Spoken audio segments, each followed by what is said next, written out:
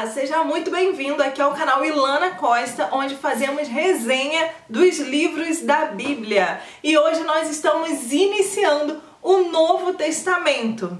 A Bíblia toda ela é dividida em duas grandes divisões. Uma é o Antigo Testamento, que é antes de Cristo, e outra é o Novo Testamento, que veio depois de Cristo. Então estamos começando agora no primeiro livro do Novo Testamento, que é o livro de Mateus, o Evangelho segundo Mateus. Antes de começar, eu preciso te dizer que o Evangelho de Mateus é um evangelho muito rico de detalhes. É um evangelho amplo, com muitos detalhes, e por esse motivo eu vou precisar dividir esse vídeo aqui em 3 partes. Em uma parte, nós vamos fazer aí toda uma repassada dos acontecimentos do Evangelho de Mateus, do primeiro ao último capítulo. Na segunda parte, nós falaremos sobre as parábolas contadas por Jesus no Evangelho de Mateus. Esse vídeo vai ao ar amanhã, domingo. Então fique ligado que vai sair aí a segunda parte do vídeo.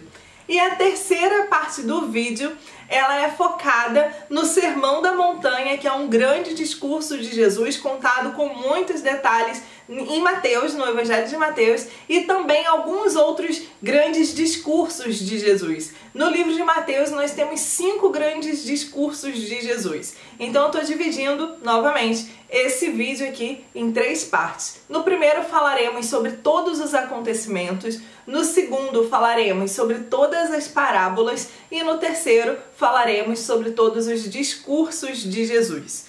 Obviamente que hoje é o vídeo principal, né, falando aí sobre todo o livro de Mateus, então eu vou citar algumas parábolas, vou falar os nomes para vocês, vou falar também um pouco sobre esses discursos, mas esses assuntos mais a fundo vocês podem ver nos outros vídeos também dessa minissérie, né, uma série de livros de Mateus. E também, antes de começar logo em Mateus 1, eu preciso dar aquela contextualizada histórica, assim, né, o que estava acontecendo na época e como aconteceram os relatos descritos no Evangelho de Mateus. Então vamos lá. O grande império da época era o Império Romano e os judeus, eles moravam, né, ali nas suas terras, em Israel, porém o Império Romano governava também sobre ali as terras dos judeus. E Mateus, o escritor desse livro, ele era um judeu, porém ele trabalhava para o Império Romano. Então ele trabalhava como um coletor de impostos, ele cobrava impostos das pessoas, ficava em locais estratégicos, como se fosse ali a alfândega. Então quando algumas pessoas vinham até ali aquela região, ali pelo Mar da Galileia, ele é o que fazia a cobrança dessas pessoas, né, dos impostos. E obviamente ele repassava os impostos ao Império Romano. Porém, existia uma prática muito comum naquela época em que os cobradores de impostos, eles cobravam muito, porque eles decidiam ali na hora a quem cobrar e quanto cobrar. Então existia ali uma convenção de que os cobradores de impostos, eles cobravam muito mais do que deveriam cobrar, que era justamente para poder ter um lucro maior, né? Então um judeu que se prestasse em si, né, a fazer esse trabalho, ele era visto ali como um traidor, porque ele estava trabalhando para o Império Romano para coletar dinheiro dos judeus, embora ele fosse judeu também. Então ele era visto assim como uma espécie pior assim da sociedade, justamente pelo fato de ser um cobrador de impostos trabalhando para o Império Romano. E como eu falei, era uma prática muito comum que eles ficassem ricos, né? Tivessem muito dinheiro obtido aí dessas práticas ilícitas, porque eles pegavam dinheiro a mais, cobravam dinheiro a mais para ter um lucro maior. A Bíblia não diz se Mateus fazia, né, essas práticas, se ele tinha essas práticas. Porém, a Bíblia diz que ele era um cobrador de impostos que trabalhava ali coletando impostos, né, das pessoas ali da terra dele para o Império Romano. Alguns estudiosos acreditam que o Evangelho de Mateus foi escrito aí mais ou menos na década 80 depois de Cristo. O que acontece? Os 4 primeiros livros do Novo Testamento são os evangelhos, né? Mateus, Marcos, Lucas e João. Todos eles são evangelhos, eles contam a história de Cristo aqui na Terra, né? E Mateus, ele foi um dos discípulos de Jesus, ele foi um dos 12. Então ele relata coisas que ele realmente viveu, né? Que ele esteve presente, testemunhou com seus próprios olhos. Porém, dos 4 evangelhos, eles não estão necessariamente na ordem de escrita. Então, acredita-se que o primeiro evangelho a ser escrito foi o evangelho de Marcos, inclusive. E Mateus, ele obviamente acabou também tendo acesso, né? Provavelmente teve acesso aos escritos de Marcos antes de finalizar os seus escritos. Então, muitos versículos, muitas passagens, elas são parecidas de um evangelho para outro, né? Então vocês vão ver que tem bastantes episódios, né? Situações que aconteceram que são relatadas em 2 ou 3 ou até 4 evangelhos. Porém, como Mateus viveu realmente tudo isso daqui, olhou, ele acaba colocando, obviamente, a sua visão, a sua percepção. E uma coisa bem interessante também é que os estudiosos acreditam que o Evangelho de Mateus ele foi escrito com a finalidade de provar aos judeus que Jesus Cristo é o Messias. Por que eu digo isso? Justamente porque é o evangelho que mais tem menções ao Antigo Testamento. Então a gente vai ver várias vezes no Evangelho de Mateus ele falando assim: isso aconteceu para cumprir o que foi dito pelo profeta. E aí tem um versículo de Isaías, de Jeremias. Então várias vezes no livro de Mateus a gente vai ver essas menções ao Antigo Testamento. Porque o judeu, até então, né? Até então não, né? Até hoje, a religião judaica em si, ela tem aí como base, né, os escritos do Antigo Testamento, porque eles não acreditam que Jesus realmente é o Messias, né? Então eles acreditam que ainda vai vir um outro Messias. Isso é assunto para outro vídeo bem extenso, a gente pode conversar sobre isso mais pra frente. Mas voltando aqui ao foco, né, do livro de Mateus, a gente vê que em diversos momentos Mateus ele faz questão. Ele fala assim: isso aconteceu para cumprir a palavra do profeta, que já dizia isso. Justamente para dizer, o cumprimento da profecia é Cristo. Jesus é o Messias, ele era aquele ungido de Deus, esperado para vir à terra, para trazer salvação à humanidade. Um outro detalhe importante também sobre Mateus é que em alguns momentos ele pode ser chamado na Bíblia pelo nome de Levi. Isso era uma prática comum antiga, as pessoas tinham mesmo 2 ou 3 até nomes e em alguns momentos a gente vai ver na Bíblia se referindo a Levi ou a Mateus. No caso, dentro dos evangelhos, as menções a Levi, na verdade, fazem referência também a Mateus. Como eu falei, isso era uma prática comum, antiga, porém, alguns estudiosos também têm aí uma outra teoria, que diz que Mateus ele mudou de nome. Porque o que acontece? Em alguns momentos na Bíblia, a gente vai ver que Deus trocou o nome de algumas pessoas. Então, Abrão passou a se chamar Abraão, a gente tem Jacó, que passou a se chamar Israel, que são nomes que Deus traz, né, dá ali àquela pessoa para representar uma nova vida, um novo momento ali na vida daquela pessoa. E interessante, porque Mateus, o nome Mateus significa presente de Deus. E a gente vai ver aqui no decorrer, né, do relato do livro de Mateus, que em um determinado momento ele estava sentado na coletoria, ou seja, no seu posto de trabalho, coletando impostos, e Jesus chega e chama Mateus para segui-lo e ele começa a seguir. E esse mesmo episódio contado em outros evangelhos não falam que foi chamado Mateus, falam que foi chamado Levi. Então, provavelmente, né, alguns estudiosos, alguns historiadores acreditam que, inclusive, ele foi chamado de Levi para separar a vida dele. Então, Levi era aquela imagem ruim que o povo tinha, aquela imagem do traidor, do cobrador de impostos. Mas depois que ele passou a seguir Jesus, ele então foi chamado de Mateus. Então, já contextualizado tudo, vamos então ao capítulo 1 do livro de Mateus. O capítulo 1 do livro livro de Mateus, ele começa realmente do princípio. Ele traz aí toda a genealogia de Jesus desde Abraão, que Abraão, né, foi o patriarca, o pai da religião judaica. Provavelmente Mateus faz isso justamente para mostrar aí a legitimidade de Jesus como judeu. Então Jesus, que veio desde Abraão, passou ali também por Davi, por isso é chamado, né, de raiz de Davi. Então passou ali por Davi, que foi o rei mais importante de Israel, até chegar ao nascimento de Jesus.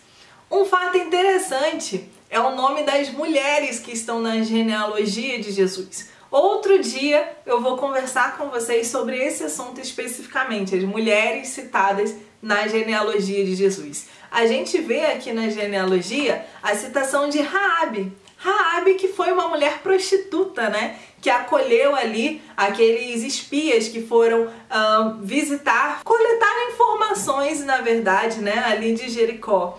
Então a gente tem Raabe, que foi a prostituta. Temos Ruth, que se casou com Boaz. Temos Tamar, daquela história de Judá e de Tamar, que ela se vestiu como uma prostituta, né, para poder gerar filhos de Judá. Temos Batseba, que Mateus apresenta aqui como aquela que tinha sido mulher de Urias. Então a própria genealogia de Jesus, ela já nos apresenta ali todo o poder de redenção, né, de perdão e de nova vida que Cristo traz, né? Toda a mensagem de Jesus, ela já estava sendo ali transmitida desde a sua genealogia, né? E ele termina aqui o relato da genealogia no versículo 16, quando ele diz: "E Jacó gerou José, marido de Maria, da qual nasceu Jesus, que é chamado Cristo." E no versículo 17, ele diz que houve exatamente 14 gerações de Abraão até Davi, depois mais 14 gerações de Davi até o exílio da Babilônia, depois mais 14 gerações do exílio da Babilônia até Jesus Cristo. A partir do versículo 18 do capítulo 1, Mateus conta então a história do nascimento de Jesus.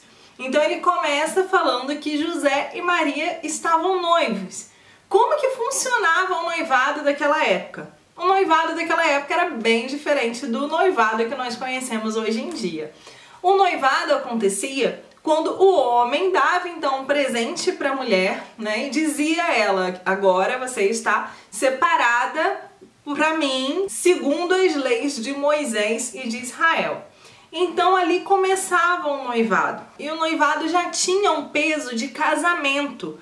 Tanto que se um homem e uma mulher quisessem finalizar o noivado, só poderia acontecer por meio de divórcio. Era algo muito mais sério do que nós vemos hoje em dia, né? E o noivado ele durava cerca de 12 meses, né? Enquanto o homem começava a preparar a casa, o lar, para receber a esposa, né, a futura esposa, e a mulher e a família da mulher começava a preparar ali todo o enxoval e também a festa de casamento. E obviamente que durante o noivado não havia intimidade, relações sexuais, né? Só mesmo após o casamento.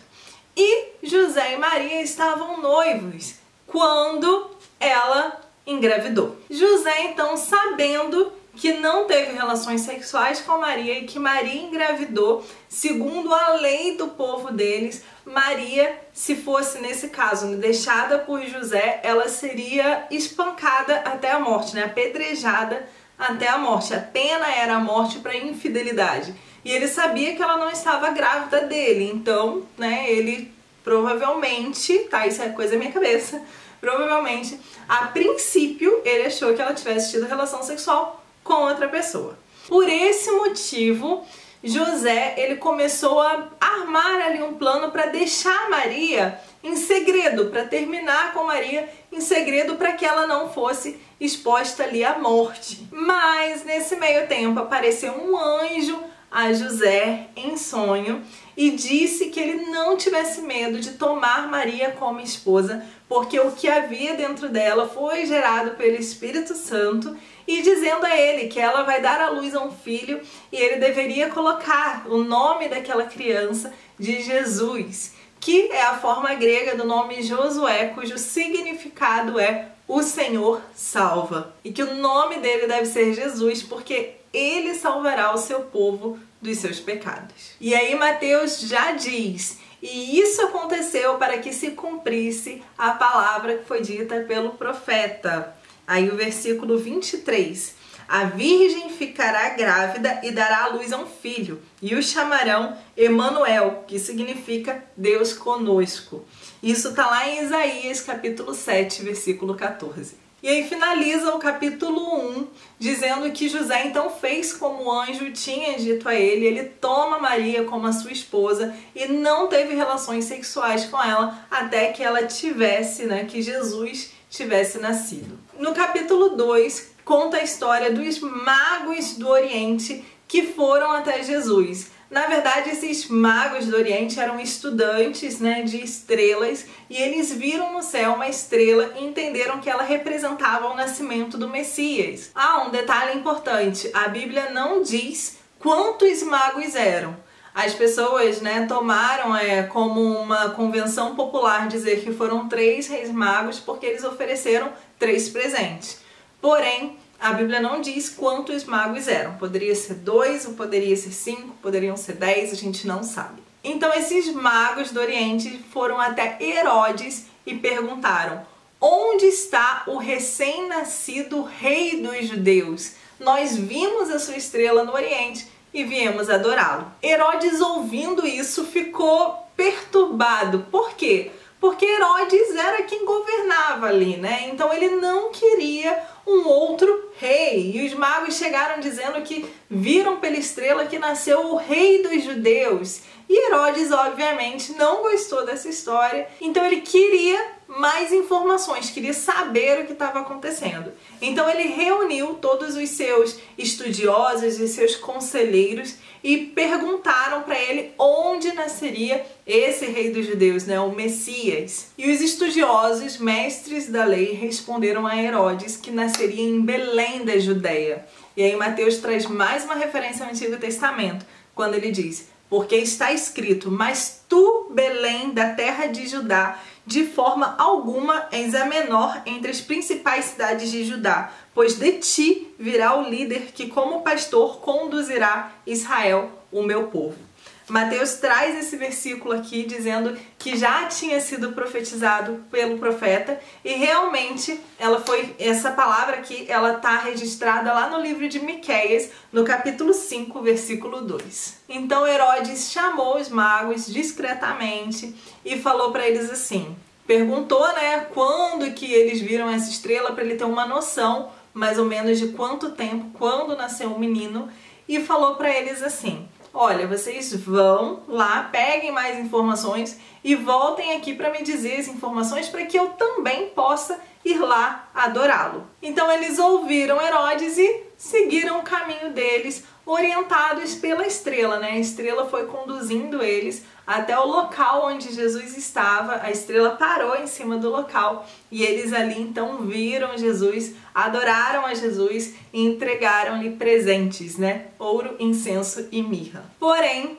após verem Jesus, adorarem Jesus, eles não voltaram a Herodes porque Deus advertiu eles em sonho que eles não deveriam voltar para Herodes, Então eles pegaram outro caminho e retornaram até a terra deles. Após a partida dos magos, um anjo apareceu a José em sonho e disse a José que ele deveria então pegar o menino e a mãe, obviamente, fugirem para o Egito, porque Herodes estava armando planos para matar o menino. Herodes, então, percebendo que foi enganado pelos magos do Oriente, Herodes manda então matar todos os meninos nascidos de 0 a 2 anos lá em Belém da Judéia e também nas cidades vizinhas.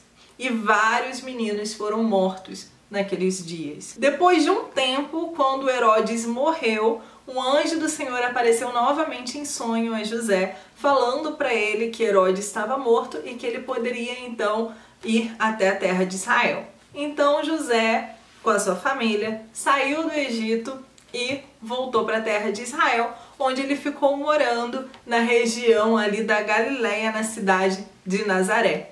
Inclusive, também tem aqui relatos, né, ao Antigo Testamento, quando Isaías, no capítulo 11, no versículo 1, diz: ele será chamado de Nazareno. O capítulo 3 de Mateus fala de João Batista, que apareceu pregando no deserto da Judéia, com alguns costumes um pouco diferentes, e ele levava a mensagem dizendo: arrependam-se, o reino dos céus está próximo. E ele diz inclusive que João Batista é aquele que o profeta Isaías, no capítulo 40, versículo 3, já havia profetizado antes, que diz: voz do que clama no deserto, prepara o caminho para o Senhor. Então João Batista estava ali pregando no seu ministério, pregando ali pelo deserto da Judéia, para anunciar que vem, né, o caminho, preparar ali o caminho do ministério de Jesus. Ele usava roupas de pelo de camelo com um cinto de couro na cintura e se alimentava de gafanhotos e mel silvestre. E até ele vinham pessoas de todo ali o deserto da Judéia, das regiões vizinhas, de toda a área ali ao redor do Jordão, para serem batizadas, né, o batismo nas águas, serem batizadas por João Batista. E aí no versículo 11 de Mateus 3, diz assim: João dizia, né, o seu discurso: eu os batizo com água para arrependimento, mas depois de mim vem alguém mais poderoso do que eu, tanto que eu não sou digno nem de levar as suas sandálias. Ele os batizará com o Espírito Santo e com fogo. E aí, a partir do versículo 13, tem o relato do batismo de Jesus, que o próprio Jesus foi até o Rio Jordão para ser batizado por João Batista. Mas João tentou impedir Jesus, porque ele disse assim: eu é que preciso ser batizado por você, e você que vem para ser batizado por mim? E Jesus respondeu a João que precisava ser feito assim a fim de se cumprir toda a justiça. Então João batiza Jesus no Rio Jordão, e logo que Jesus sai da água, né, dali após o batismo, o céu se abre e eles vêm descendo uma pomba, pousando sobre Jesus, e do céu uma voz que falava: este é o meu filho amado, em quem tenho prazer. O capítulo 4 do livro de Mateus conta sobre a tentação de Jesus pelo diabo no deserto.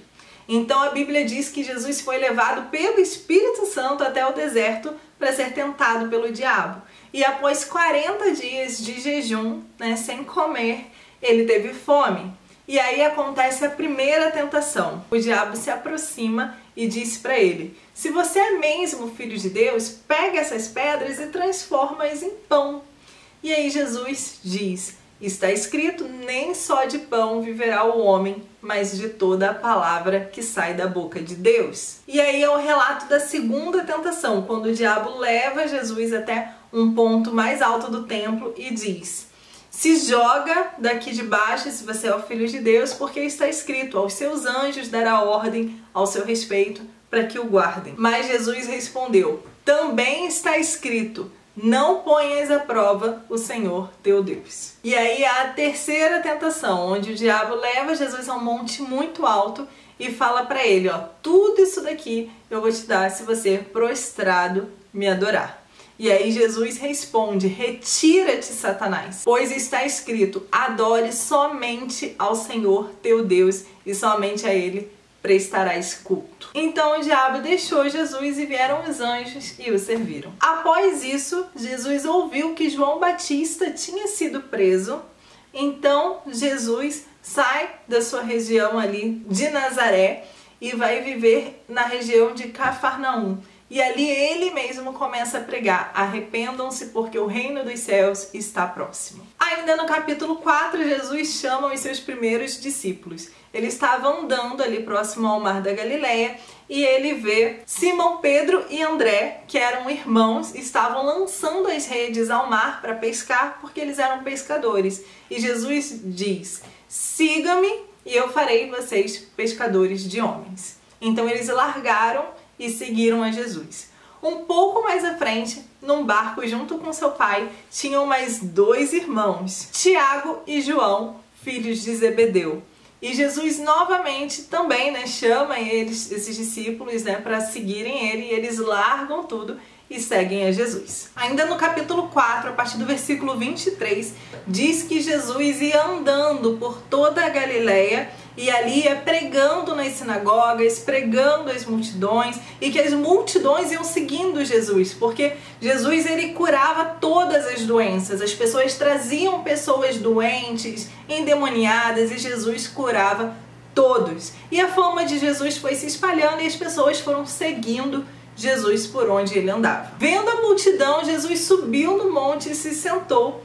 E lá ele faz o sermão, né, o primeiro grande sermão de Jesus. Como eu falei, teremos um vídeo só sobre isso, onde ele fala ali sobre as bem-aventuranças. Então aqueles versículos: bem-aventurados os pobres de espírito, porque deles é o reino dos céus. Bem-aventurados os que choram, porque eles serão consolados. Bem-aventurados os puros de coração, porque eles verão a Deus. E tem uma lista aí, né, das bem-aventuranças e de todo o discurso de Jesus, onde ele fala que nós somos, né, sal da terra, luz do mundo. Ele ensina sobre a lei, né? Ele diz que ele veio para cumprir a lei. Ele ensina sobre o adultério, sobre o homicídio. Ele fala sobre a vingança, sobre amar os nossos inimigos. Ele ensina sobre ajuda às pessoas que têm necessidades e também sobre oração.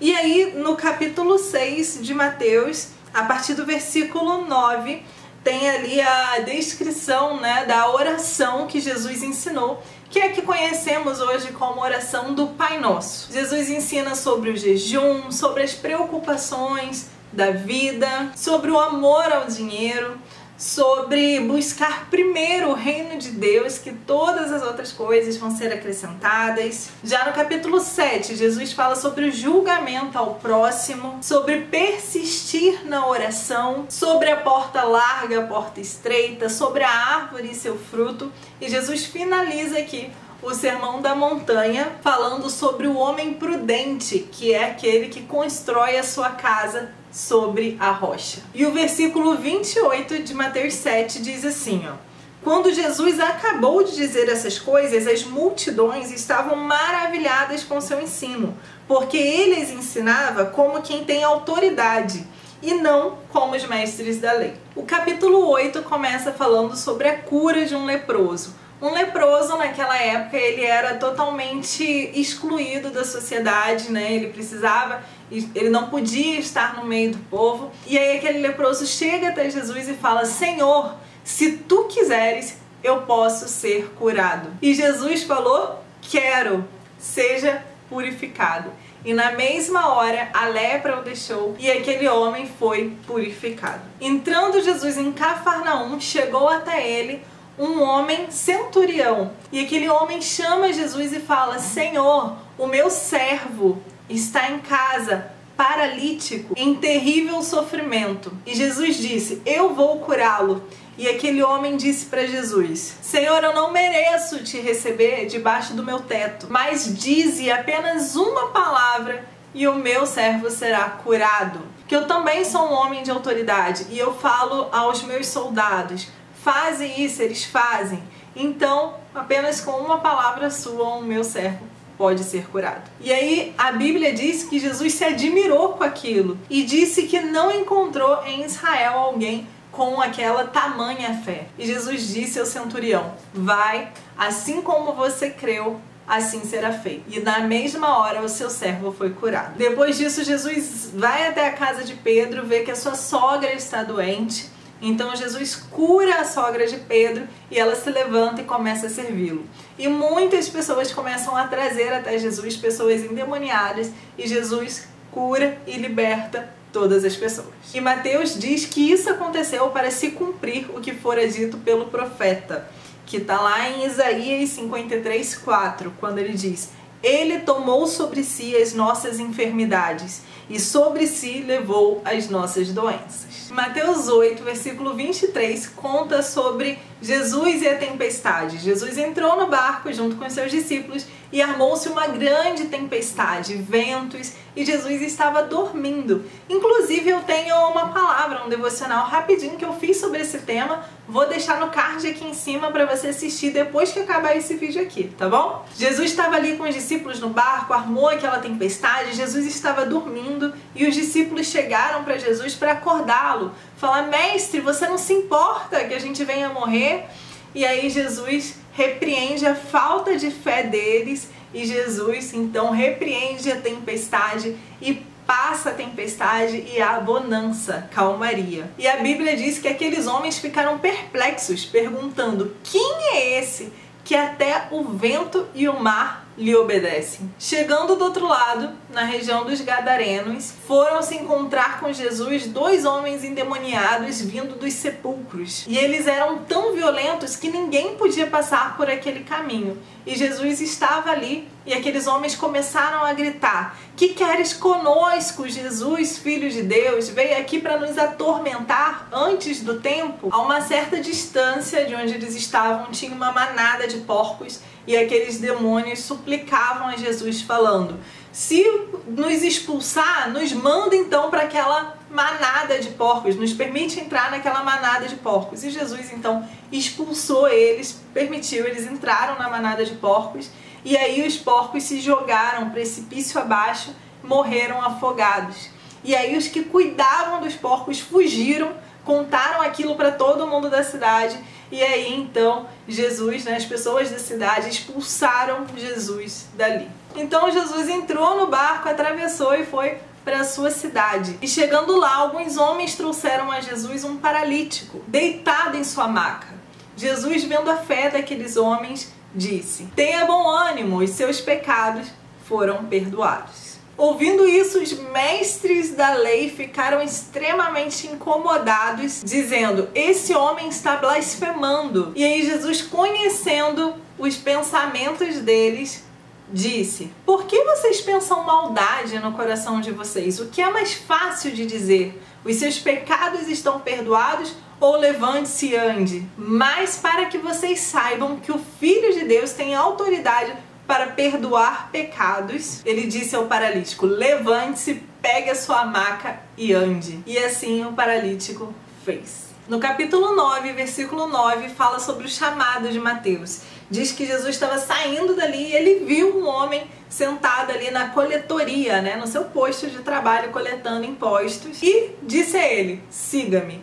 Mateus então deixou tudo e seguiu Jesus. Uma observação aqui a se fazer é que Mateus, por ser cobrador de impostos, acredita-se que ele tinha uma certa educação, que ele tinha uma certa posição, além da posição social, ele tinha uma certa posição financeira superior aos demais. Então, quando Mateus largou seu posto de trabalho, largou tudo para seguir Jesus, ele, entre aspas, tinha mais a perder do que os outros discípulos, mas ele não se importou com posição social, ele não se importou com o emprego dele, não se importou com situação financeira, não se importou com nada, ele simplesmente largou o que fazia e passou a seguir a Jesus. Mateus então prepara um banquete para Jesus, convida Jesus e os seus discípulos, porém ele convida também os seus amigos, entre aspas, os seus colegas de trabalho, que são também publicanos, ou seja, são também cobradores de impostos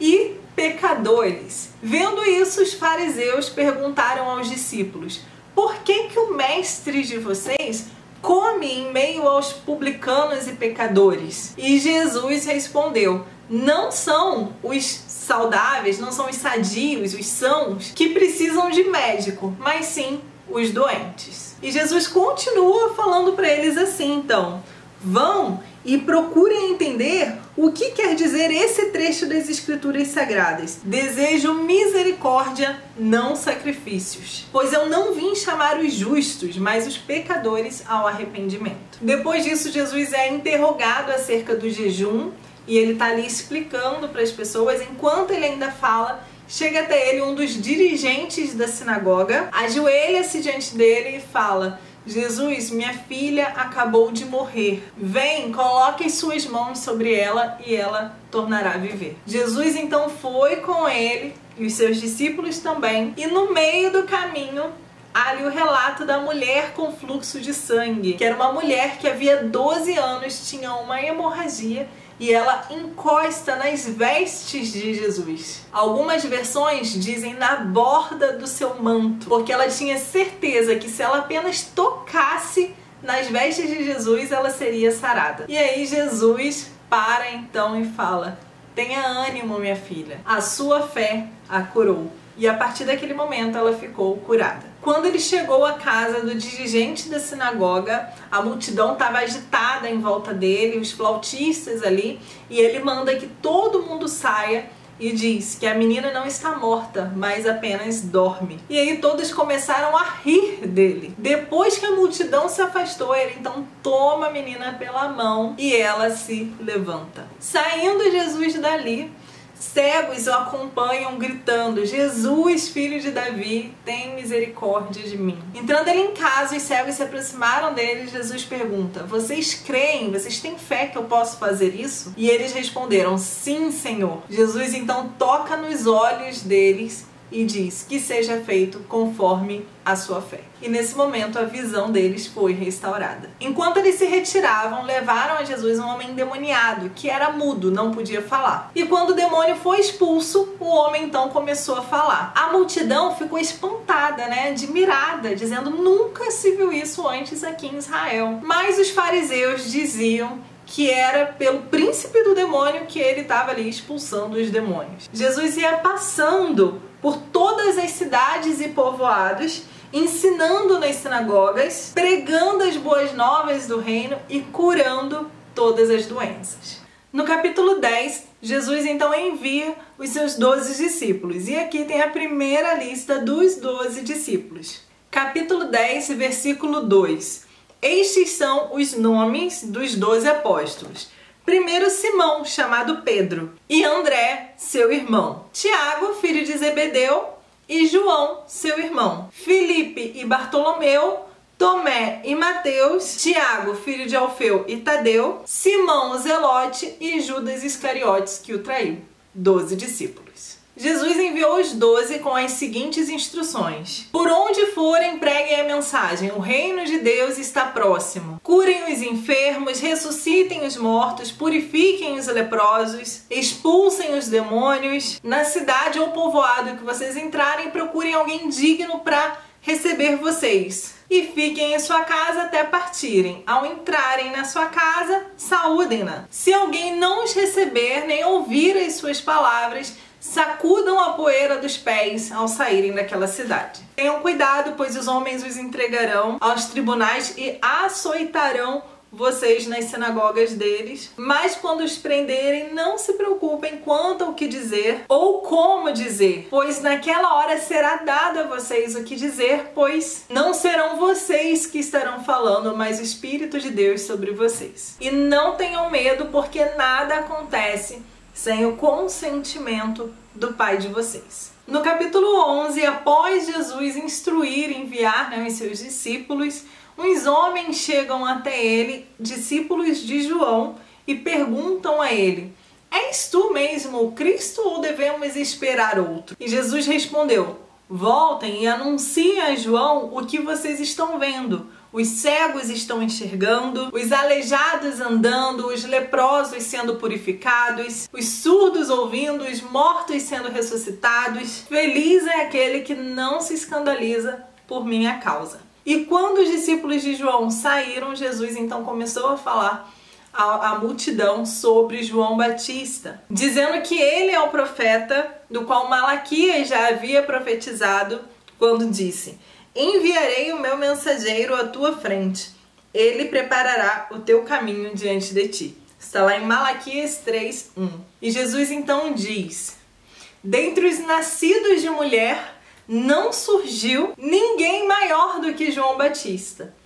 Porém, até o menor no reino dos céus é maior do que ele. No capítulo 12, Jesus faz uma oração seguida de um convite que termina com aqueles versículos que nós tanto conhecemos, Que no caso, estou aqui em Mateus 11, versículo 28, que diz assim: vinde a mim todos vós que estáis cansados e sobrecarregados, e eu os aliviarei. Sejam meus seguidores e aprendam comigo, porque sou bondoso e tenho um coração humilde, e vocês encontrarão descanso, pois o meu jugo é suave e o meu fardo é leve. Alguns dias depois, num sábado, Jesus estava atravessando uma plantação de trigos e os seus discípulos estavam com fome e começaram a colher as espigas e a comer. Quando os fariseus viram aquilo, eles foram falar com Jesus. Veja só, os seus discípulos estão fazendo algo que a nossa lei proíbe de fazer no sábado. E aí Jesus então argumenta com eles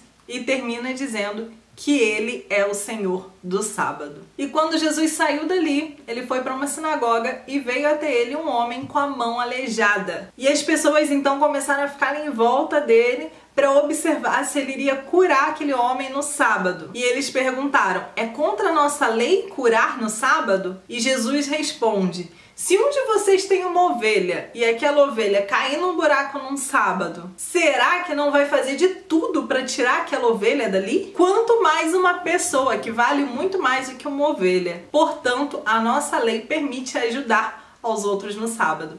Então Jesus cura a mão daquele homem. E os fariseus que estavam ali começaram então a fazer planos para matar Jesus. Os fariseus também, né, os doutores, os mestres da lei, eram pessoas que eram estudadas desde sempre, assim, a vida toda, dentro da religião, né, da lei de Moisés. Então eram pessoas que pregavam ali a lei a ferro e fogo, era aquilo ali daquele jeito, tinha que ser aquilo ali. E Jesus, quando ele veio, ele veio pregando amor a Deus e às pessoas, né, ao próximo como a você mesmo, acima da lei de Moisés. Então aquelas pessoas que não concordavam com aquilo, porque tinham estudado aquilo ali a vida toda, quiseram proteger, né, entre aspas, a lei, então começaram a criar esse problema com Jesus. Depois a multidão continuou levando pessoas para Jesus, Jesus foi curando aquelas pessoas. Em um determinado momento levaram a Jesus uma pessoa endemoniada que era cega e muda. E Jesus curou aquele homem, ao que toda a multidão, vendo aquilo, começaram a dizer: não é esse o filho de Davi? Mas os fariseus, ouvindo isso, diziam: é por Beelzebu, é pelo príncipe dos demônios que ele expulsa os demônios. E Jesus, conhecendo os pensamentos deles, disse: todo reino dividido por si mesmo será arruinado. Toda cidade ou casa dividida por si mesmo não subsistirá. Se Satanás expulsa Satanás, está dividido contra si mesmo. Então como subsistirá o seu reino? Mas se é pelo Espírito de Deus que eu expulso os demônios, então é chegado a vocês o reino de Deus. Aquele que não está comigo está contra mim, e aquele que comigo não ajunta, espalha. E diz que a árvore boa dá fruto bom e a árvore ruim dá fruto ruim, que uma árvore é conhecida pelo seu fruto. E diz que a nossa boca fala do que está cheio o coração. E diz também que por nossas palavras seremos absolvidos e por nossas palavras também seremos condenados. Alguns fariseus, então, e mestres da lei, perguntaram a Jesus: mestre, queremos então ver um sinal milagroso feito por ti. E ele respondeu: nenhum sinal milagroso será dado a vocês, senão o sinal do profeta Jonas. Pois assim como Jonas esteve 3 dias e 3 noites no ventre do peixe, assim o Filho do Homem ficará 3 dias e 3 noites no coração da terra. Aqui ele já estava falando sobre a sua morte, né, e ressurreição. E Jesus ainda estava ali falando com a multidão quando sua mãe e seu irmão chegaram ali e tentaram falar com ele. E alguém disse a Jesus: a tua mãe e o teu irmão estão ali fora para falar contigo. E Jesus responde: quem é a minha mãe? Quem são os meus irmãos? Estendeu as mãos para os discípulos e disse: aqui estão a minha mãe e os meus irmãos, pois quem faz a vontade do meu Pai que está nos céus, esses são meu irmão, minha irmã e minha mãe. O capítulo 13 começa com a parábola do semeador. Aquela parábola em que um semeador vai andando e lança sementes no meio do caminho. Algumas sementes caem no meio do chão e as aves vêm, tomam e levam embora. outras caem em meio a solo com pedras, né, solo pedregoso, outras caem em meio aos espinhos, até começam a crescer, mas são sufocadas pelos espinhos, e outras sementes que caem em terra fértil, e ali crescem e produzem, né, frutos a 100 por 1. Pouco depois ele conta a parábola do joio e do trigo, que a gente também já conhece. Lembrando que eu vou fazer um outro vídeo para ir ao ar falando somente sobre as parábolas de Jesus, explicando cada uma delas. Agora eu estou passando só pelas parábolas, mas depois eu vou fazer um explicando cada uma delas. Depois ele conta a parábola do grão de mostarda e do fermento, também falando que o reino dos céus é semelhante ao grão de mostarda e também ao fermento. Depois Jesus também compara ali o reino dos céus numa outra parábola, que é a parábola do tesouro escondido e da pérola de grande valor. Versículo 47, Jesus fala sobre a parábola da rede, que é um ensinamento sobre o julgamento que virá apenas no fim dos tempos. No versículo 53, diz que Jesus acabou de contar as parábolas e saiu dali e voltou para a cidade de Nazaré, onde ele tinha morado. E ele ensinava na sinagoga e as pessoas todas ficavam admiradas e diziam: mas não é esse o filho do carpinteiro? Sua mãe não é Maria? Seus irmãos não estavam aqui conosco? De onde vem essa sabedoria e esse poder para fazer milagres? E Jesus não fez muitos milagres ali, justamente porque aquele povo não tinha fé. E Jesus disse, inclusive, que um profeta não tem honra na sua própria casa. O capítulo 14 relata sobre a morte de João Batista. Na verdade, o que aconteceu é que Herodes, ele queria se casar com a mulher do seu irmão Filipe, que a mulher era Herodias, e Herodes queria se casar com Herodias e João dizia que aquilo não era permitido segundo a lei dos judeus. Herodes então queria matar João, mas tinha medo, porque o povo via, né, reconhecia João como um profeta. Então Herodes mandou prender João. E João estava lá preso. Quando foi no aniversário de Herodes, houve uma festa e a filha de Herodias dançou no meio ali da festa e agradou tanto Herodes que Herodes disse à menina que ela poderia pedir o que ela quisesse que ele faria por ela. Ela então conversou com a sua mãe e a sua mãe a orientou a pedir a cabeça de João Batista num prato.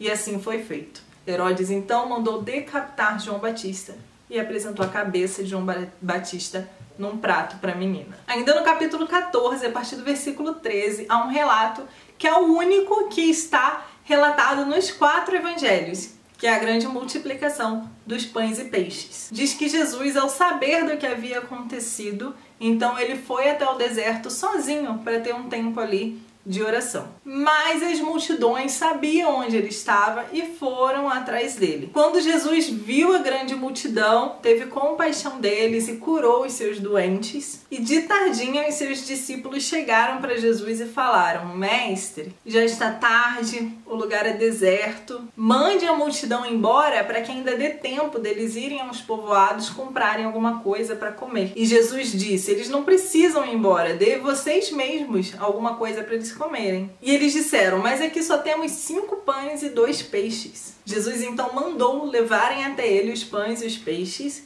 mandou que todos se sentassem, apresentou a Deus os pães e os peixes e repartiu com toda a multidão, em que todos comeram. Havia ali cerca de 5.000 homens, sem contar mulheres e crianças, e toda a multidão comeu ali daqueles pães e peixes. E a Bíblia diz que com as sobras, com o que sobrou, eles passaram cestos recolhendo e encheram 12 cestos. Logo depois, Jesus então despediu a multidão, mandou que os discípulos fossem embora e subiu ao monte para orar sozinho. Já era de noite, o vento e as ondas batiam em meio ao mar. Jesus então foi até os discípulos andando por cima das águas. E os discípulos, ao verem Jesus andando por cima das águas, ficaram apavorados, dizendo: é um fantasma. E Jesus disse: coragem, não tenham medo, sou eu. E Pedro disse: Senhor, se é o Senhor mesmo, então me mande também andar por sobre as águas. E Jesus disse: venha. E Pedro então deu alguns passos até começar a afundar. Então Jesus estendeu as suas mãos para segurar Pedro e o repreendeu, dizendo: homem de pequena fé, Por que duvidou no seu coração? Então eles dois subiram no barco e o vento se acalmou. Os discípulos então adoraram a Jesus, dizendo: de fato, esse é o Filho de Deus. No capítulo 15, alguns fariseus confrontam a Jesus sobre a conduta dos discípulos dele. Jesus argumenta ali com eles sobre a tradição. Depois Jesus fala sobre a impureza, que na verdade aqueles homens eles foram confrontar a Jesus sobre o fato dos discípulos dele comerem sem lavar as mãos. E aí Jesus fala sobre a impureza, que na verdade o que contamina o homem não é o que entra, não é o que a gente come, mas sim o que sai. Ou seja, o que sai da boca do homem, que é aquilo que a gente fala, porque mostra o que existe, né? O que tem no nosso coração. A partir do versículo 21, conta a história da mulher cananeia com Jesus, que a mulher chega até Jesus e pede a ele que cure a sua filha que está atormentada por um demônio. E Jesus então responde a ela, porque ela era cananeia, ela não era judia, ela era estrangeira. E Jesus então responde a ela que não pode tirar o pão dos filhos para dá-lo aos cachorrinhos. Ou seja, Jesus diz que não pode tirar aquilo que veio, né, para os judeus para dar aos cachorrinhos. E aquela mulher diz a Jesus então que os cachorrinhos em si, eles comem das migalhas que caem da mesa. E aí Jesus então se compadece dela, elogia a sua fé e cura a sua filha. No versículo 32 de Mateus 15, há uma outra multiplicação de pães e peixes. Teve aquela primeira, que foi para 5.000 homens, né, sem contar mulheres e crianças, com 5 pães e 2 peixes. Nessa daqui eles têm 7 pães e alguns peixinhos. E os que comeram foram 4.000 homens, sem contar mulheres e crianças, e das sobras foram retiradas 7 cestos. No versículo 13 de Mateus 16, Jesus se retira para Cesareia de Filipe com os seus discípulos e pergunta a eles: quem as pessoas dizem que eu sou? E eles respondem: alguns dizem que é Elias, outros João Batista ou algum dos profetas. E Jesus disse: e vocês, o que dizem que eu sou? E aí Pedro se levanta e diz: você é Cristo, Filho do Deus vivo. Jesus então elogia ali Pedro, né? Fala: bem-aventurado és tu, Simão Pedro, porque essa verdade não foi revelada a você por homem, mas veio diretamente do meu Pai que está no céu. E a partir do versículo 21, Jesus então prediz a sua morte, a sua ressurreição. Depois de alguns dias, Jesus saiu, foi para um monte alto, levando consigo só Pedro, Tiago e João. E ali eles viram Jesus se transformar. O rosto de Jesus brilhava como o sol e as suas roupas ficaram brancas como a luz. E ao lado de Jesus eles viram Elias e Moisés. Então Pedro disse: como é bom estarmos aqui, Senhor. O Senhor quer que a gente arme cabanas para você, para Moisés e para Elias? Enquanto Pedro estava falando, veio uma nuvem brilhante, os cobriu, e do céu veio aquela voz: este é o meu filho amado, em quem tenho prazer. Escutem o que ele diz. Os discípulos então ficaram com muito medo, se ajoelharam ao ver aquilo tudo. E aí Jesus chegou até eles, né? Falou: não tenham medo, levantem. E aí eles olharam e não viram mais ninguém, só Jesus mesmo. A partir do versículo 14 conta sobre a cura de um menino. Um homem foi até onde Jesus estava, falou: Senhor, tenha misericórdia do meu filho, que tem ataques epiléticos, né, muito fortes, cujo demônio às vezes o lança no fogo, na água, e os seus discípulos não conseguiram curá-lo. Jesus então chega e expulsa o demônio e cura o menino. E os discípulos questionam Jesus, falam: por que nós não conseguimos curar esse menino? E Jesus diz que é por causa da fé deles, que se eles tivessem fé como, né, um grão de mostarda, isso não aconteceria, mas que algumas castas de demônios só saem com jejum e oração. A partir do versículo 24, os fariseus questionam Pedro sobre se Jesus paga impostos. E Pedro respondeu que paga sim. Então Pedro entrou em casa, mas antes que ele falasse alguma coisa, Jesus falou com ele: Simão, o que você acha? Que quem paga os impostos são os cidadãos do país ou os estrangeiros?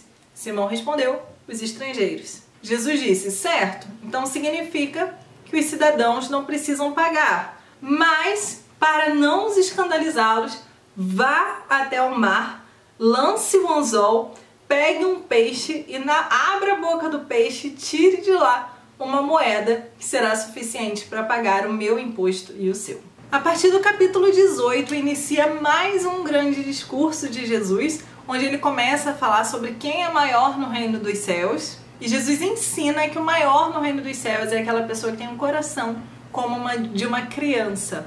Ele fala sobre o pecado, ele fala sobre o que deve fazer em caso de um irmão pecar contra você.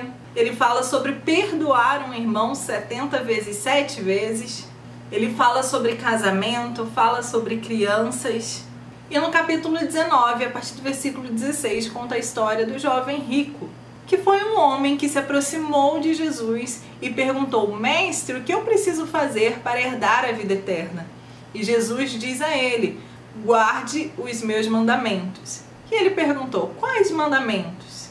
E Jesus disse para ele: não mate, não cometa adultério, não roube, não dê falso testemunho, respeite seu pai e sua mãe, ame os outros como você mesmo.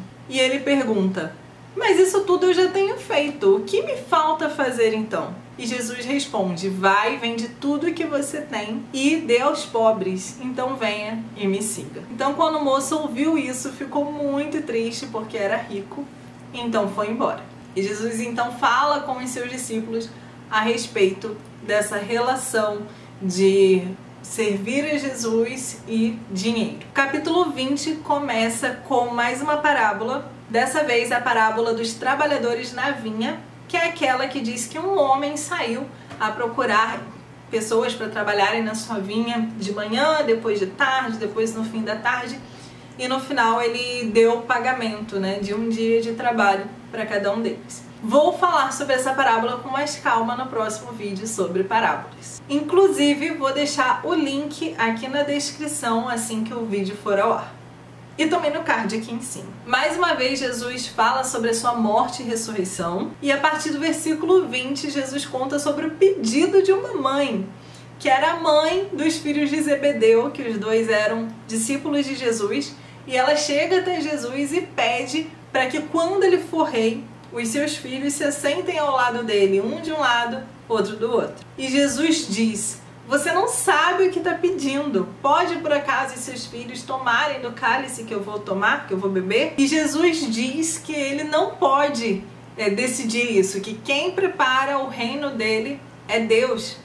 E os outros discípulos, todo mundo ficou um pouco triste, um pouco incomodado ali com aquela situação. Então Jesus chama todos os seus discípulos e diz: quem quiser ser importante, que sirva aos outros. E quem quiser ser o primeiro, que seja o escravo de vocês. Porque até o Filho do Homem veio para servir e não para ser servido, e para dar a sua vida por muitas pessoas. E a partir do versículo 29 conta também a história de uma cura de cegos. Jesus e os discípulos estavam saindo de Jericó e 2 cegos sentados à beira do caminho gritavam: Jesus, filho de Davi, tem misericórdia de mim. A multidão os repreendeu, mandou que calassem a boca, mas Jesus ouviu aqueles cegos, perguntou a eles o que eles queriam que fizesse. Eles falaram que queriam enxergar e Jesus então curou aqueles 2 cegos.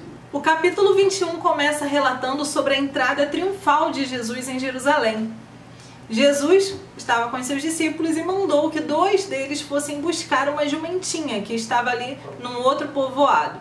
E se alguém perguntasse por que estavam pegando aquela jumentinha que estava amarrada ali ao poste, para eles dizerem: o mestre precisa deles.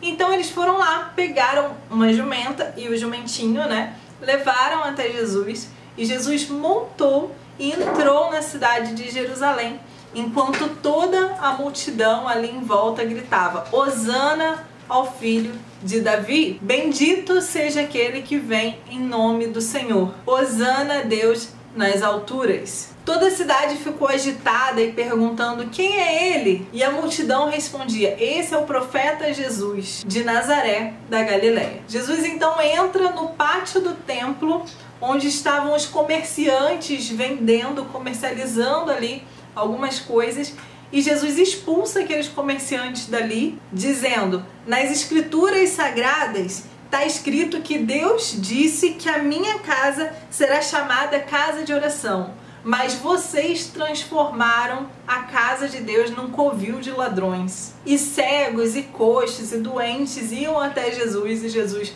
curava todos ali também. E as crianças gritavam no pátio do templo: Hosana ao filho de Davi. Jesus então estava ensinando quando as pessoas começam a questionar de onde vem a autoridade de Jesus. Jesus chegou ao templo, começou a ensinar a multidão e proferiu ali algumas parábolas. Primeiro a parábola dos 2 filhos, depois a parábola dos lavradores maus e depois a parábola da festa do casamento. Depois começaram a questionar Jesus novamente sobre os impostos, e aí tem aquele texto que a gente tanto conhece, lá em Mateus 22, a partir do versículo 15, quando Jesus pega então a moeda, mostra e pergunta de quem é a imagem que está aqui na moeda. E eles falam: de César.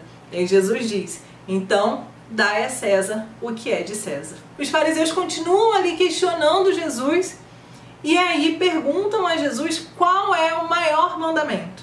E aí Jesus diz que são 2. Primeiro, amarás ao Senhor teu Deus de todo o teu coração, de toda a tua alma, de todo o teu entendimento. Que esse é o maior e mais importante. E o segundo, amarás ao seu próximo como a você mesmo. Ele inclusive diz que toda a lei se resume a esses 2 mandamentos. Jesus continua ali falando com a multidão, com os fariseus, e ele fala sobre o seu amor por Jerusalém, fala do castigo dos hipócritas, e a partir do capítulo 24 tem aí um outro grande discurso de Jesus, que é quando ele fala do fim dos tempos. Fala sobre o grande sofrimento, fala sobre perseguições. É um capítulo assim apocalíptico, né, que fala sobre mesmo o final dos tempos. E sobre esse assunto Jesus também conta parábolas. Ele conta a parábola das 10 virgens, ele conta a parábola dos talentos e fala sobre o juízo final, que é o tempo em que Deus vai separar os bodes das ovelhas. E esse grande discurso de Jesus acaba em Mateus 25, versículo 46, quando Mateus já começa a relatar sobre os planos para matar Jesus. O capítulo 26 começa 2 dias ali antes da Páscoa, quando há uma reunião entre os sacerdotes ali daquela época, os líderes judeus, e eles se reúnem no palácio de Caifás para tentar armar a morte de Jesus. Inclusive, eles falam que queriam fazer isso tudo secretamente ali durante a festa da Páscoa, para que a multidão não se revoltasse. E ainda em Mateus capítulo 26, a partir do versículo 6 aqui, conta que a mulher, da mulher do vaso de alabastro. Jesus estava em Betânia e chega uma mulher com um vaso de alabastro, dentro tinha um perfume muito caro, e ela derramou o perfume na cabeça de Jesus. Inclusive diz que os discípulos ficaram zangados com aquilo, porque eles falaram: esse perfume é tão caro, melhor seria ter vendido e dar o dinheiro aos pobres.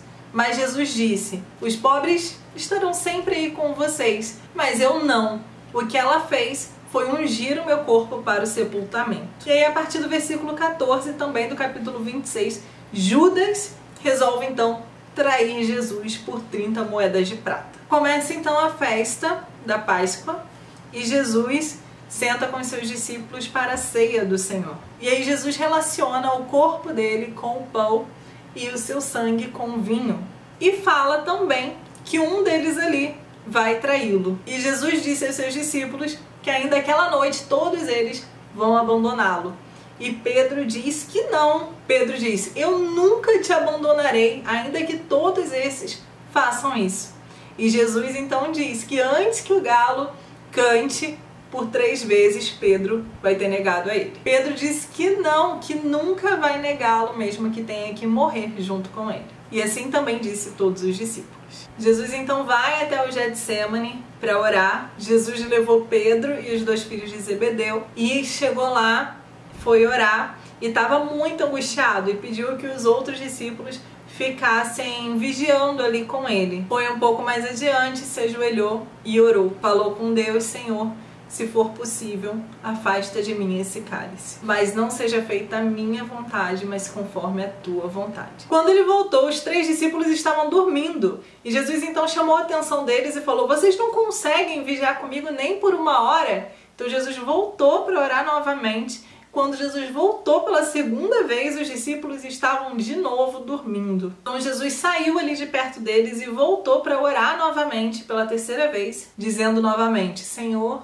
se esse cálice não pode ser afastado de mim sem que eu beba, então seja feita a tua vontade. E quando Jesus volta, depois da terceira vez, ele acorda os discípulos e diz: vocês ainda estão dormindo aí, descansando? Olhem, chegou a hora e o Filho do Homem está sendo entregue nas mãos dos maus. Levantem-se, vamos embora, vejam, vem aí aquele que me trai. Jesus ainda estava falando quando vem Judas, junto com uma grande multidão armada, e Judas dá um beijo em seu rosto. Então Judas dá um beijo a Jesus e diz: mestre, que a paz seja com você. Jesus então responde: o que fizestes, amigo? Eles então chegaram, prenderam Jesus e o amarraram. Um dos discípulos então, que Mateus não diz, mas outros evangelhos dizem que foi Pedro, tirou a sua espada e cortou a orelha de um dos soldados. Jesus então repreende ele, dizendo que não é assim, que aquele que fere com uma espada será morto por uma espada, e diz que tudo aquilo ali está acontecendo para se cumprir a palavra de Deus. Nesse momento, os discípulos fugiram. Os homens que prenderam Jesus o levaram até a casa do sacerdote Caifás, onde estavam reunidos ali os líderes e os sacerdotes, e estavam procurando alguma acusação para acusar Jesus, mas não estavam encontrando. Um dos homens que estavam ali então se levantou e disse que Jesus disse que poderia destruir o templo e reconstruí-lo novamente em 3 dias. Perguntaram a Jesus se ele falou realmente aquilo, ele não se defendeu. Perguntaram para ele então se ele é o Filho do Deus vivo, e ele disse, versículo 64 de Mateus 26, quem está dizendo isso é o Senhor, mas eu afirmo a vocês que de agora em diante vocês verão o Filho do Homem sentado do lado direito de Deus Todo-Poderoso e descendo nas nuvens do céu. Aí o grande sacerdote então rasgou as suas vestes, dizendo que ele blasfemou contra Deus. Em seguida, então, eles responderam que ele é culpado e que deve morrer por isso. Eles então cuspiram no rosto de Jesus, deram bofetadas nele e zombavam dele. Enquanto isso está acontecendo, é o episódio em que Pedro nega Jesus, 3 vezes. Alguns empregados chegaram até ele e falaram: não é você um dos discípulos dele? E ele disse que não conhece Jesus. E isso aconteceu 3 vezes até que Pedro diz: juro que eu não conheço esse homem, que Deus me castigue se não estou dizendo a verdade. E nesse momento o galo cantou. Pedro então se lembrou da palavra que Jesus tinha dito, saiu dali e chorou amargamente. No capítulo 27 fala que Jesus foi levado a Pilatos, que era o governador na época, e durante esse tempo Judas se arrependeu, tentou devolver as 30 moedas de prata, mas não aceitaram. Então Judas jogou o dinheiro para dentro do templo, saiu e se enforcou. Pilatos então interrogou Jesus, que não se defendeu, e como era costume de Pilatos, toda festa da Páscoa ele soltava um preso. Estava preso um homem muito conhecido cujo nome era Barrabás, e quando a multidão se formou ali, Pilatos perguntou quem que eles querem que solte, se é Jesus ou Barrabás. E a multidão preferiu que soltasse Barrabás e prendessem Jesus, matassem Jesus. Inclusive a esposa de Pilatos foi falar com ele, falando para ele não se meter nessa situação, porque ela teve um sonho onde ela sofria muito por causa dele, dizendo que Jesus era inocente. E o povo todo ali pedindo para soltar Barrabás e crucificar Jesus. E Pilatos ali não conseguia nem ouvir direito o pessoal falando tudo junto. Ele perguntou o crime dele e as pessoas só gritavam crucifica. Então ele manda que traga uma tigela com água e ele lava as suas mãos ali na tigela e fala que lavou as mãos, que ele não tem culpa na morte, no sangue de Jesus. Então Pilatos soltou Barrabás, mandou chicotear Jesus e entregou àqueles que queriam crucificá-lo. Os homens então tiraram a veste de Jesus, colocaram uma capa vermelha sobre ele, deram um bastão na sua mão e colocaram a coroa de espinhos nele e ficaram zombando de Jesus, pegando o bastão,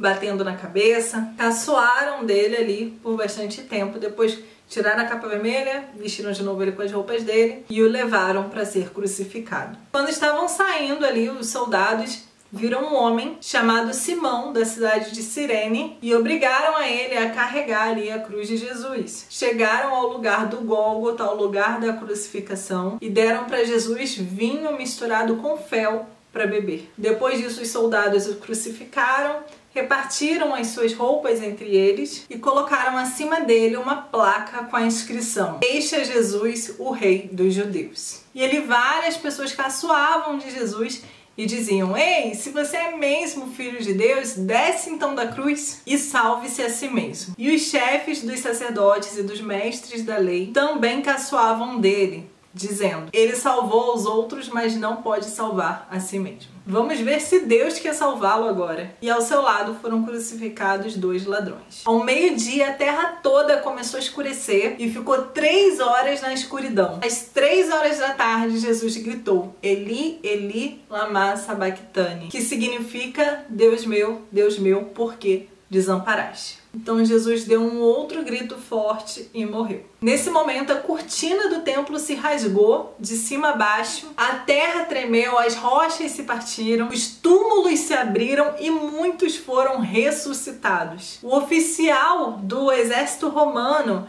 e os soldados que estavam ali viram o terremoto e tudo o que aconteceu e falaram: de fato, esse era o Filho de Deus. Já era quase noite quando José de Arimateia, que também era seguidor de Jesus e era rico, pediu a Pilatos o corpo de Jesus e Pilatos entregou a ele. Então ele pegou o corpo, envolveu em um lençol e o colocou no seu próprio túmulo, que havia sido cavado na rocha. Depois rolou uma grande pedra para tampar ali o sepulcro e foi embora. No dia seguinte, os chefes dos sacerdotes foram até Pilatos e falaram para ele que Jesus dizia que ia ressuscitar no 3º dia. Então pediram a Pilatos que vigiassem ali o túmulo para não acontecer dos discípulos roubarem o corpo de Jesus para dizer que ele ressuscitou. Então Pilatos mandou uns soldados junto com eles para guardarem ali o corpo de Jesus. Então eles colocaram um selo de segurança ali na pedra para não ter como abrir e ficaram ali vigiando o túmulo de Jesus. Depois do sábado, no domingo, bem cedo, Maria Madalena e a outra Maria foram até lá e houve um grande terremoto, e um anjo do Senhor desceu do céu, tirou a pedra e sentou-se nela. Ele era parecido com um relâmpago e suas roupas eram brancas como a neve. Os guardas tremeram de medo do anjo e ficaram como mortos. Então o anjo disse para as mulheres: "Não tenham medo. Eu sei que vocês estão procurando Jesus, que foi crucificado, mas ele não está aqui. Já foi ressuscitado, como havia dito. Agora vão depressa e diz aos outros discípulos". Eu estou no versículo 7 do capítulo 28. "Ele foi ressuscitado e vai adiante de vocês para Galileia. Lá vocês vão vê-lo". Então elas foram embora depressa ali do túmulo, pois estavam com medo, mas estavam também muito alegres, e foram encontrar com os discípulos. E Jesus, nesse meio tempo, encontrou com elas e disse: "Que a paz esteja com vocês". Elas chegaram perto dele, abraçaram os seus pés, o adoraram. Então Jesus disse: "Não tenham medo, vão dizer aos meus irmãos para me encontrarem na Galileia, lá eu os verei". Enquanto as mulheres ainda estavam no caminho, os soldados que estavam ali vigiando, que viram tudo, foram correndo contar o que aconteceu. E aí os chefes e os líderes romanos fizeram ali um plano. Eles deram dinheiro aos soldados para saírem falando que de noite, enquanto eles ainda estavam dormindo, os discípulos vieram e roubaram o corpo de Jesus. E esse boato se espalhou. Os 11 discípulos então vão até a Galileia e quando viram Jesus, o adoraram. E aí finaliza o capítulo 28, na verdade finaliza o livro de Mateus com esses versículos aqui, ó, Mateus 28, versículo 18. "Então Jesus chegou perto deles e disse: Deus me deu todo o poder no céu e na terra. Portanto, vão a todos os povos do mundo e façam com que sejam meus seguidores, batizando esses seguidores em nome do Pai, do Filho e do Espírito Santo, e ensinando-os a obedecer a tudo que eu tenho ordenado a vocês.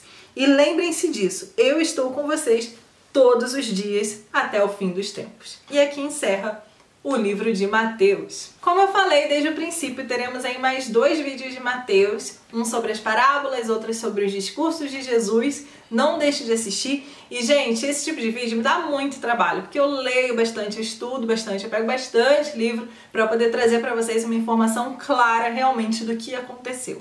Então, deixa um joinha aqui para mim, por favor, deixa um comentário, compartilha com alguém que você quer compartilhar para poder aprender, ouvir mais de Jesus. Faça isso, que isso me ajuda muito aqui na divulgação dos vídeos aqui do YouTube. E é de graça, né, gente? Então, conto com você. Obrigada pela força, obrigada por assistir até aqui. E fique de olho aqui no canal nos próximos estudos bíblicos. Beijo, fique com Deus, que Ele abençoe você e a sua casa. Tchau, tchau.